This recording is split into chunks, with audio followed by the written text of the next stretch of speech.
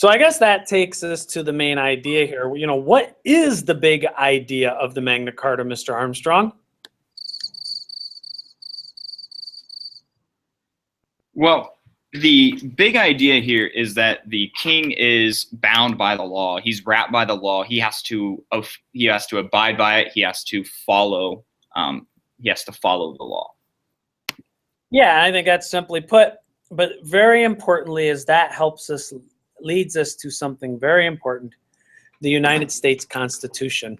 So let's move on to the next slide. What we want to see now is, how does the Magna Carta impact the world we're living in Beechwood, Ohio, and Dublin, Ohio? How is this impacting our world? Did you say impact? Impact. Like an enduring impact? I guess some people might call it that. I don't know.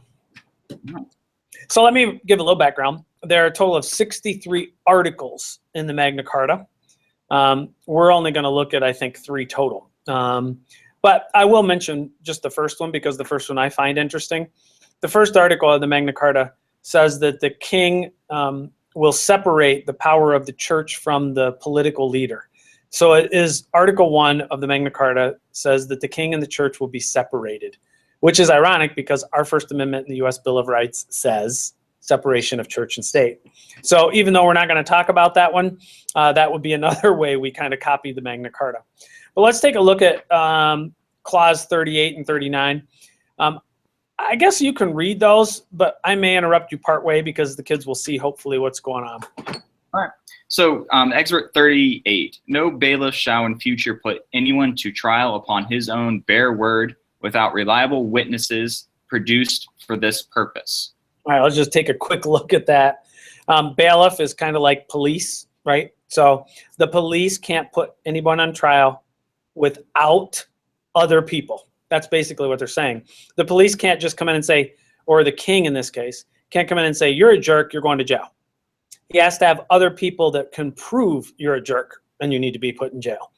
So that is what we would call today, we use a cool phrase called due process of law.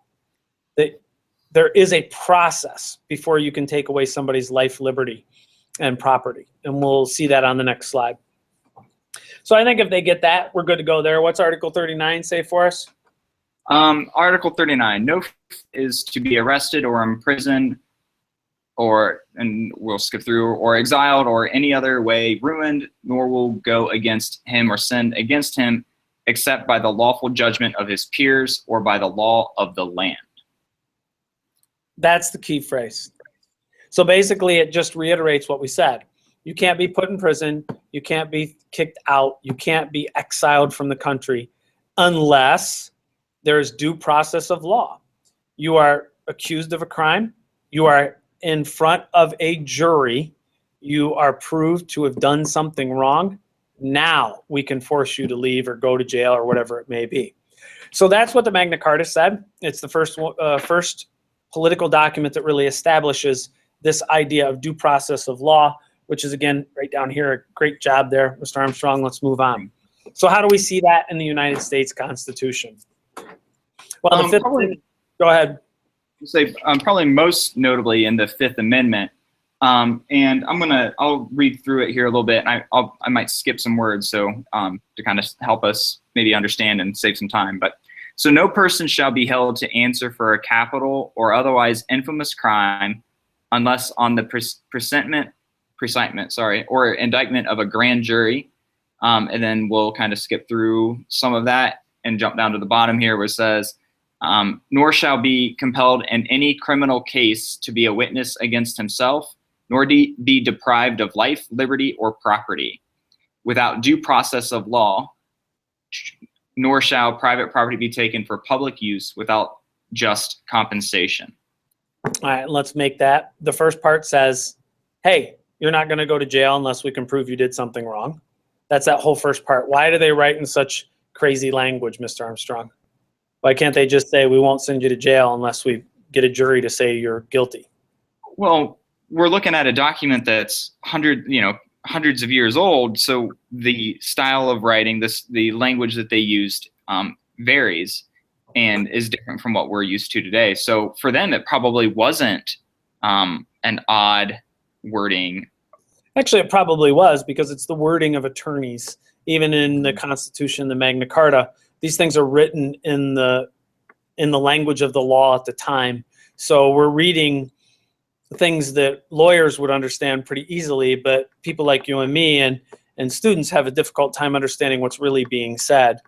You know, that second part that's blocked in the bolder black, basically they use that phrase, due process of law, that you have to be accused, you have to be proven guilty in a court of law by a jury, and then we can take away your life, liberty, or property. But until we have that due process, you get to keep everything. This is important because it's that idea that the king can't come into a noble and say, I don't like you, kill him. Because that's what they could do before the Magna Carta. So it's just limiting the power. Now we see it limited in our own government.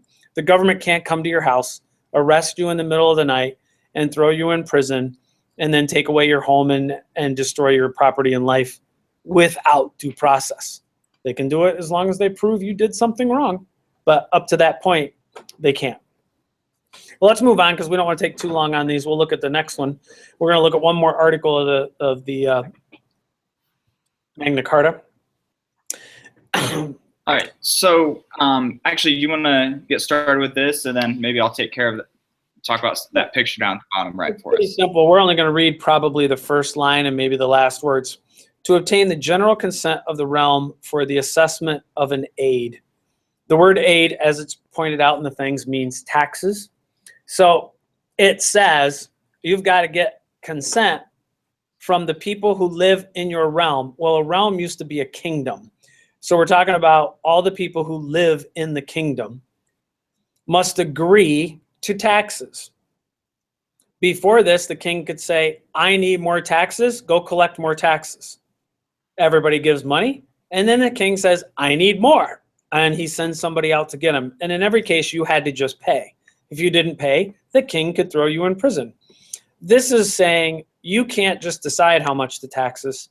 We have to come together as a group and decide on a level of taxation. Okay, and then the last part says that we will come together. So this group of people will come together in a fixed day and at a fixed place. It basically says to the people of the kingdom, we will meet to discuss taxes. You will know when we're going to meet, and you will know where we're going to meet. So you could have a say in this process. This originally or ultimately will become the English Parliament. Today we call that same group of people the Congress, and they meet in Washington, D.C., and they meet on specific days. You know, they run a calendar where they meet. So people from the United States can fly to D.C., go to a particular place, and go on a particular day, and they can watch the General Council of the realm meet. What does that mean? The Congress of the United States. So we basically took that idea of setting up a parliament or a Congress directly from the English. And that leads us to this phrase that's down here at the bottom right. So no taxation without representation. This becomes almost like the battle cry or the motto that is used during the Revolutionary War in the United States when we break away from English control, because they're basically saying that the United States is having to follow these rules and laws that the English Parliament is creating, and they don't have any representation inside of that Parliament because we are a colony outside of it. Therefore, they never give consent for the taxes, and that's a pretty big part, and becomes a really big important part, justification, if you will, for declaring our independence and the Revolutionary War. Which that's a little ahead of where you are, but you'll see it again next year, and it'll be very important to help understand that process. Yeah, I mean, simply put, I know my students and hopefully yours will have a similar thing. If I could get rid of a few things real quick.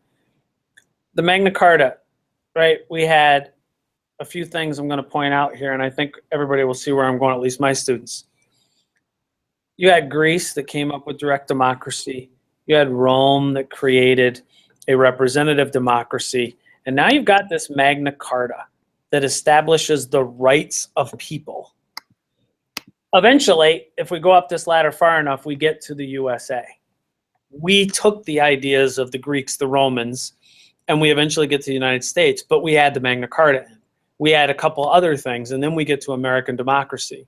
So these are the building blocks of what you live in today. Without the Magna Carta, individual rights are not really guaranteed in the United States. And I think we can leave it there, right? They are it's the enduring impacts.